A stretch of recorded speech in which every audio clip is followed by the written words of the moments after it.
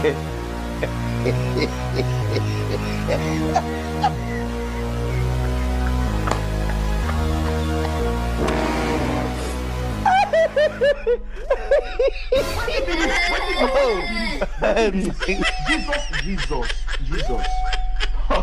Blood of Jesus.